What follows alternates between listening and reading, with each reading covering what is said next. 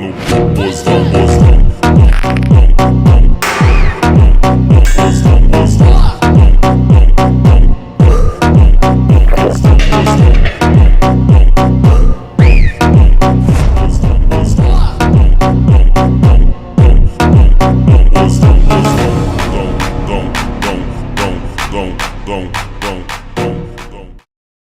Konstebel Zamarul Al-Adam, Pulutan Abdullah. Kini saya bertugas di Majlis Sukan PDRM Bukit Taman. Saya dah berkhidmat selama 17 tahun dalam PDRM dan selain itu saya merupakan atlet Bina Badan PDRM dan atlet Malaysia.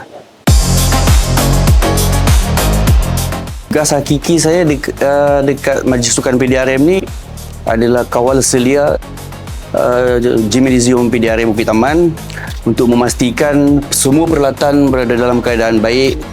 Selain itu juga saya ambil ukuran BMI untuk pegawai dan anggota.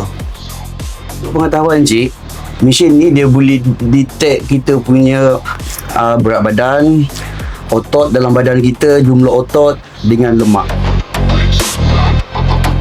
Selain itu, sekarang PDRM ada menjalankan program 3 Man Fit untuk anggota dan pegawai yang mempunyai berat badan yang berlebihan.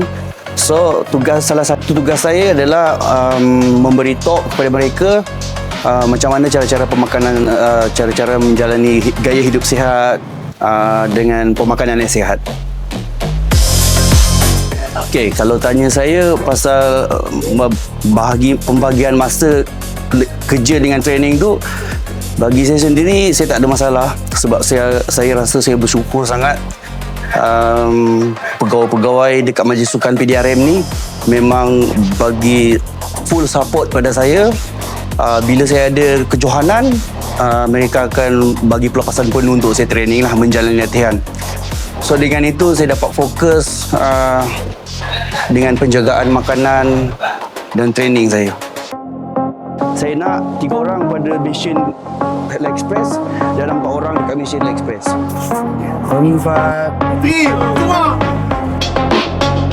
2. Ini adalah rutin saya setiap hari dan rutin ini akan berulang 24/7, iaitu 24 jam 7 hari seminggu, setiap hari sampai ke hari kejohanan. Buat benda yang sama hari-hari. Saya akan cardio dekat rumah. Sebab dekat rumah saya beli treadmill dan letak dekat rumah supaya memudahkan program saya. Dan pada pukul 8 saya datang dekat gym taman untuk menjalani sesi latihan yang pertama lah. Dan sesi latihan yang pertama berlangsung dalam 2 hingga 3 jam sehingga 12 atau 1 tengah hari lah. Lambat habis ni. So ini set pertama 2, 3, 4. Sukan bina badan ni nak menentukan seseorang itu menang atau kalah adalah macam mana disiplin dia pasal pemakanan. So semakin kuat, semakin tinggi disiplin dia pada pemakanan dia, potensi dia untuk menang tu adalah tinggi lah. Hampir setiap kejohanan saya akan bawa anak dan wife saya. Dan bila saya menang dan saya tahu dekat bawah tu ada wife dengan anak saya, dan itu merupakan satu kenangan yang terlalu manis bagi saya lah. Satu pengalaman yang sangat manis, sangat berharga bagi saya pada tahun 2024 lah. Pada masa itu saya memenangi pingat emas pada kejohanan dunia Mr. World 2024.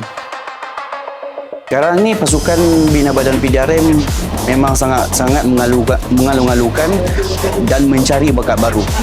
Jadi kepada pegawai-pegawai atau anggota-anggota PDRM yang berminat untuk menceburi ataupun join pasukan bina badan PDRM, bolehlah buat persiapan sebab hampir setiap tahun pasukan bina badan PDRM dengan kerjasama Majlis Sukan PDRM akan buat satu kejohanan yang dinamakan Mr. Polis.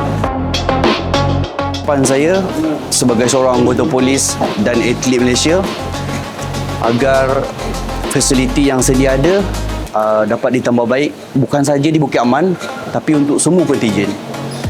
agar dapat mencungkil lebih ramai bakat-bakat baru untuk mengharumkan lagi nama PDRM bukan sahaja di peringkat kebangsaan, malah di peringkat antarabangsa.